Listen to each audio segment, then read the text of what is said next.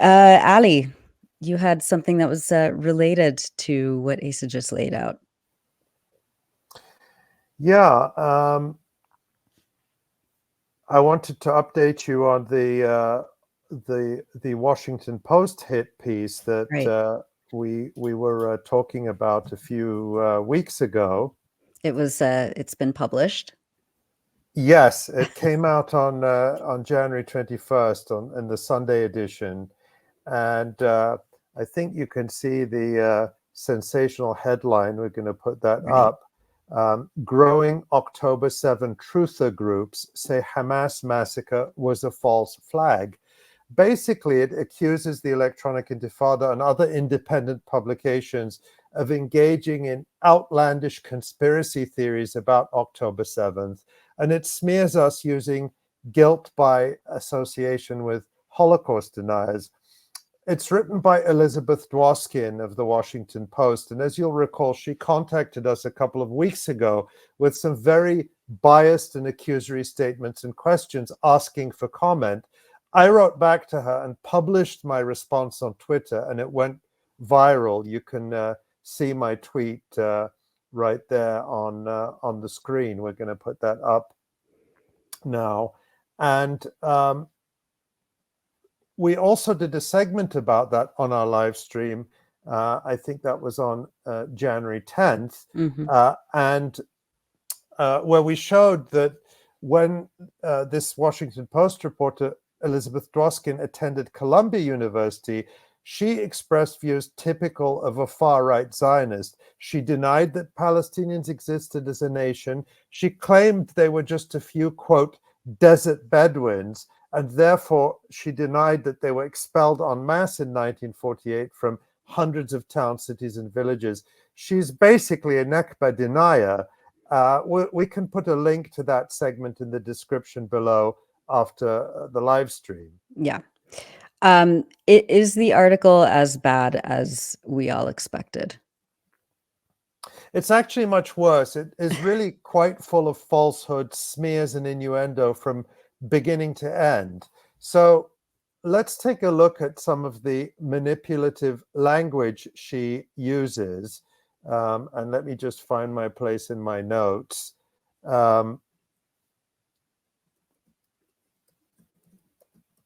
She's claiming that October 7th denial is spreading. Yeah, so here we go. So she says October 7 denial is spreading. A small but growing group denies the basic facts of the attack, pushing a spectrum of falsehoods and misleading narratives that minimize the violence or dispute its origins. Some argue the ambush was staged by the Israeli military to justify an invasion of Gaza. Others say that some 240 hostages Hamas took into Gaza were actually kidnapped by Israel. Some contend the United States is behind the plot. That's what she says. I have literally never heard anyone claim that Israel kidnapped the 240 captives or that the United States was behind it. I mean, she could have found a couple of truly fringe people saying such things online, but she misleadingly suggests such views are widely held and basically pins the blame on us. Of course, we've never said any such things. And note that in general, her accusations are very vague. I mean, what does it mean to, quote, minimize the violence or dispute its origins? Those are very fuzzy charges that you can't really defend against.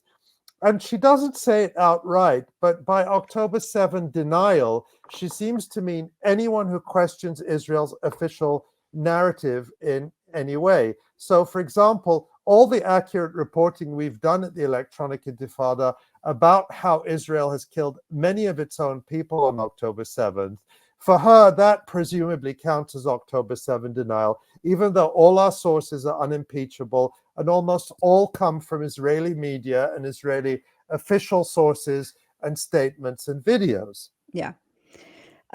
You mentioned that she tries to associate us with Holocaust deniers.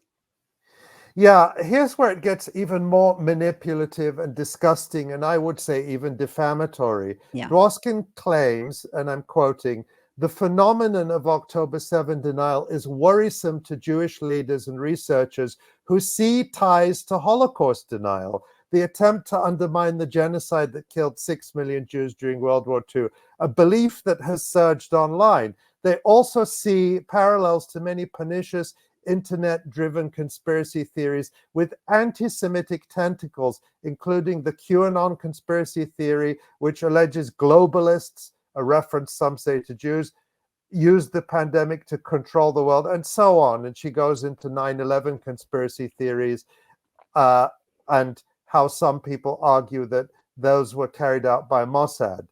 So she just throws in the Holocaust as well as a bunch of other unrelated things. And this is how she is smearing us by association. Using the Holocaust in this way is very emotive and manipulative. And it's just about the worst accusation you can make. She doesn't accuse us directly of Holocaust denial because that would be a lie too far. But she's saying that anyone who questions the official October 7 narrative is just as bad as a Holocaust denier or as bad as people who support these various other fringe ideas that she refers to. And I think it really shows how weak her arguments are that she has to resort to this kind of sleaze, basically. Yeah, very cherry-picked sleaze.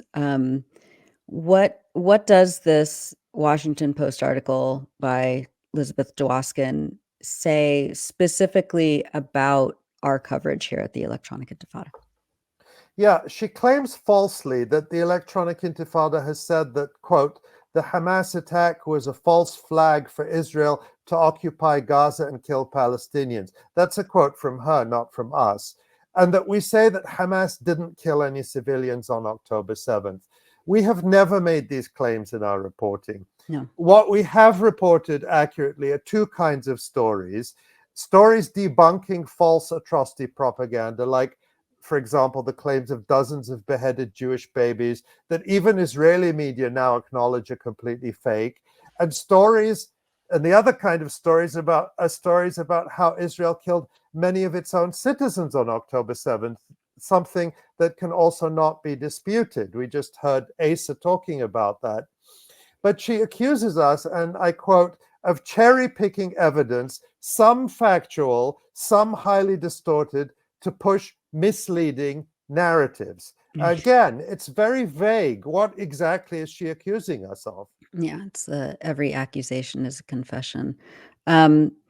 Does she directly challenge any of the factual evidence we have presented in our reporting that is backed up, as you said, by citations and sources?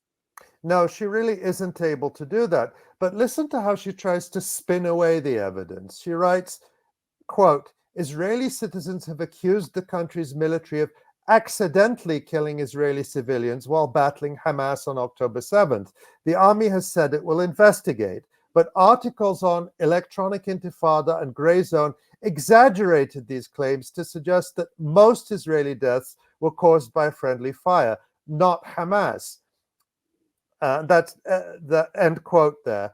But it is Elizabeth Dwoskin in the Washington Post who are distorting and cherry-picking evidence to suit their own agenda, and indeed to minimize what had happened on October 7th. So, for example, we do say in our reporting that Israel accidentally, probably indiscriminately, killed some of its own people on October 7th, but we also say that some of this was deliberate, using the Hannibal doctrine, and all of our reporting there, again, is very solidly sourced, but she doesn't acknowledge any of that. And here you can see she asserts that an Electronic Intifada article from November, and I'm quoting from her, makes the claim that most Israeli casualties on October 7 were perpetrated by the Israeli army, basing the story in part on a YouTube clip of a man who describes himself as a former Israeli general, end quote. That's from her Washington Post article. Now, she doesn't provide a link to the Electronic Intifada article she's talking about, and that's significant because anyone who would actually click on the link and read the article, which is by our very own wonderful Asa Winstanley, would immediately see that Dwoskin is misquoting it. As you can see right here, what Asa actually writes is, that a retired Israeli army major has admitted Israel probably killed some of the 1,200 Israelis the government claims Hamas murdered on the 7th of October. The confession discovered by the Electronic Intifada is one of the highest level confirmations to date that Israel killed many, if not most, of the civilians that died during the Palestinian offensive. End quote. That's actually what ASA's article says. So first of all, ASA cites a former Israeli army major, not a general, as Dworkin claims. So there's just that basic level of accuracy that's not there.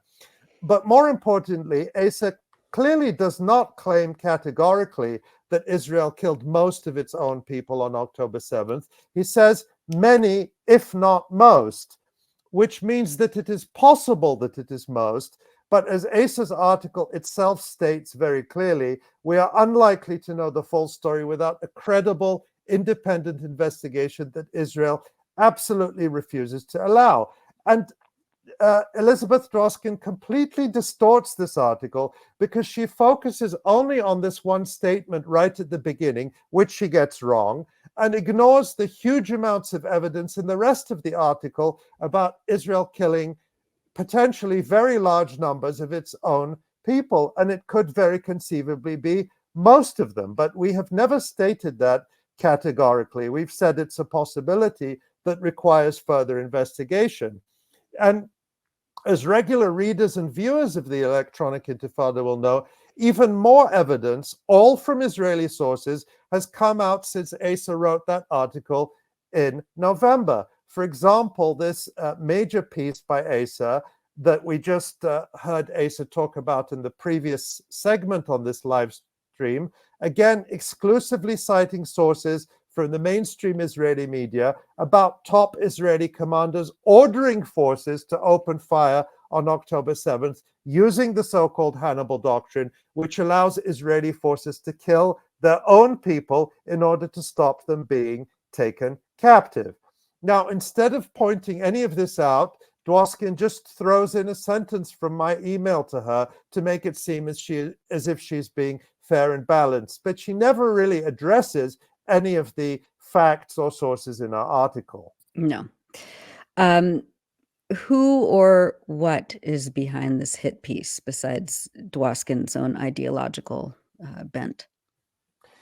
I think the answer to that is hidden in plain sight within Dworkin's article. She claims, quote, that untrue and misleading narratives have been seeded on social media, end quote, and she cites supposed research by something called the Network Contagion Research Institute, which she identifies only as a non-profit tracking disinformation. A non-profit tracking disinformation. That sounds very objective and benign in a way. But let's go back to that section where she tries to smear us and other independent journalists by falsely and outrageously associating us with Holocaust deniers. After that smear, she has this quote: "There's a built-in audience that wants to deny that Jews are the victims of atrocity and furthers the notion that Jews are secretly behind everything," said Joel Finkelstein, Chief Science Officer at NCRI. Again, that's the Network Contagion Research Institute that she describes as this very benign nonprofit. Right. And when you dig into it, what is it really? Well, it's an organization that is designed to look academic and neutral, but even a cursory glance reveals that it is basically an Israel lobby front group. One of its co-founders, the man she quoted in the article, is Joel Finkelstein, and on the NCRI website, he's described only by various academic titles. But when you dig a little deeper, you find that he used to work at the Anti-Defamation League, the ADL, one of the biggest and most aggressive Israel lobby organizations in the United States. The other co-founder, a man called Adam Sohn, is a former spokesperson for Jeb Bush when he was the Republican governor of Florida. And then he went on to be vice president of the right-wing Charles Koch Foundation. And then another one of this NCRI's top executives is a man called Richard Benson. Benson was formerly the chief executive of the Community Security Trust, which is an organization in the United Kingdom. And many of our viewers in the UK will already know that the Community Security Trust is another pro-Israel lobby group that receives a lot of funding from the British government and which for years has engaged in false smear campaigns against Palestinians and their supporters. For example, way back in 2011, the Community Security Trust played a key role in the decision of the British government to try to deport Sheikh Raed Salah, a Palestinian leader with Israeli citizenship who was visiting the UK for a speaking tour. Now, they did this by providing the British government with fabricated quotes from a poem, which they claimed proved that Salah was anti-Semitic. A British court eventually overruled the deportation and ruled that it had been made based on false information. Our very own Asa Winstanley reported on all this at the time. And as we've also reported, the Community Security Trust has connections to Israel's intelligence service, Mossad, and it has used its very considerable access to the British government to smear Jews critical of Israel. And then among many of the so-called strategic advisors of NCRI, you have such people as Paul Goldenberg, who is also a member of the Department of Homeland Security Advisory Council. So when I looked through its reports, basically what NCRI does is produce Israel lobby propaganda masquerading as research to paint Israel as a victim and Palestinians and their supporters as anti-Semitic villains. For example, back in July, they published a report claiming that Israel is targeted on Twitter more than any other country. You can see here the Jerusalem Post article promoting their report. Of course, the absurd implication is that all of these mentions of Israel is because of anti-Semitism and not because Israel commits so many human rights abuses with funding and backing from the United States, the country which, after all, has the highest concentration of Twitter users. But in the Jerusalem Post, you can also see Adam Sohn, the founder of the co-founder, along with Joel Finkelstein of NCRI, claiming that anti-Zionism is basically the same thing as anti-Semitism. And then in her Washington Post article, if we go back to that, we have Dworkin citing Finkelstein to make this extraordinary claim. She writes, while it's reasonable to question the intentions and wartime tactics of Israel's government, Finkelstein said, efforts to say Israel was responsible for October 7 are part of a broader strategy by anti-Semitic extremists to undermine Jewish suffering. So there you have it. Questioning the official Israeli government narrative about October 7, doing journalism about October 7 means you're a Jew hater. This is who Elizabeth Dworkin and the Washington Post are presenting as so-called experts without ever disclosing the NCRI's Israel lobby ties and pro-Israel agenda. And they're the ones accusing us of misinformation and disinformation. I mean, I don't know it for a fact, but I would not be surprised if this hit piece was pitched to Dworkin by an Israel lobby group and probably by NCRI itself. It's an example of how US media works as a mouthpiece for power, and in this case, an accomplice in genocidal propaganda. Right. Why would the Washington Post be interested in doing this, especially in such a shoddy way?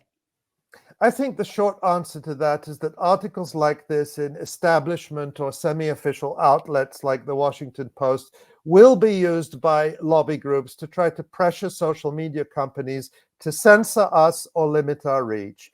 There's a whole censorship industrial complex, so to speak, in which governments, think tanks funded by governments and arms manufacturers, and big tech companies aim to control what we can all say and see online under the banner of fighting supposed disinformation. They label anything that challenges official narratives to be disinformation. And when you start to break through and challenge their hold on the narrative, as we have clearly been doing, they come for you. It's the same model that has already been used to try to suppress outlets that have challenged US government policies with respect to Syria and Ukraine, among others. And now it's being turned against us. I mean, one thing you have to remember is that we still have the First Amendment in the United States, which provides the strongest legal protection from government suppression of free speech in perhaps any country in the world. Now, of course, that doesn't mean the government and the ruling class don't want to censor us. They absolutely do. They just have to do it in this indirect way by smearing us as disinformation and pressuring and colluding with social media and big tech companies to do the censorship on their behalf. That's the way it works. And I think it signals very clearly that our journalism now represents a threat to Israel and its lobby, and they're going to try their best to smear and silence us. I mean, Ali, do you expect any fallout from this specific article or the forces behind it? Well, already since the article came out, we received another communication, a series of questions from a company that purports to do independent fact checking and give credibility ratings to news organizations. And they said they're doing a profile of the electronic intifada. They actually call it a nutrition label, and it will supposedly tell people if we can be trusted or not. Now, the questions they sent us were more like accusations and also included a number of outright false statements about us or gross distortions of our work, similar to the ones in the Washington Post. I did actually speak to a representative of theirs on the phone and pushed back very hard on their false statements and distortions, but we'll keep that story for another day. Let me be clear, though, all these people can say what they like. It's not going to stop us doing what we do. In fact, it's only going to encourage us. Right. And what can we do about it? What can our readers and audience do about it? Well, we will just keep doing what we do, sticking to the truth and reporting it.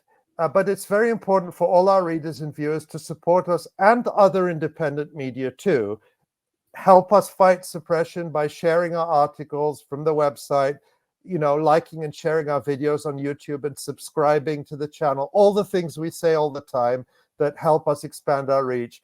But it's also very important to sign up for our email list, which you can do at electronicintifada.net, because that's the one thing they haven't figured out how to suppress yet. They may try to limit our reach on social media, and they probably already do. But as long as we can send people our newsletter, our work still gets out there. In some people's minds, email is very old-fashioned, but it's actually one of the most powerful tools we have to fight this kind of censorship. Yeah. And of course, as you said, we're an independent outlet, which means we're supported by our readers. And so people can also support that work, as many are doing already, by making a donation to the Electronic Intifada, as well as to other independent media organizations, as you mentioned, that are doing this type of work. Yeah, absolutely. That's why we're able to do this kind of groundbreaking journalism that the Washington Post not only refuses to do, but is trying to suppress by smearing us. I think that's the important lesson here, is that we have to be free of these people who are trying to shape the narrative and to tell us what we can see and say. And the only way we can do that is by doing this as grassroots media, independent media, supported by the people who read it and share it and view it, and being part of a community that does that. So, we have a lot of respect for the other independent outlets that are also doing this work. There aren't that many of us, but you can see that even just a few small outlets like ours is enough of a threat that they start to send the big guns after you. Right. Thank you so much, Ali, for that. I hope that's the last we hear of 𝐓𝐡𝐞 coming after us, but we shall see. Thanks for watching this video. Please subscribe to our YouTube channel, hit like, leave a comment. These engagements help us with the YouTube algorithm, and it helps us to get around Silicon Valley censorship as much as possible. It does make a difference. You can also support our journalism by going to electronicintifada.net and clicking on donate now. Thank you.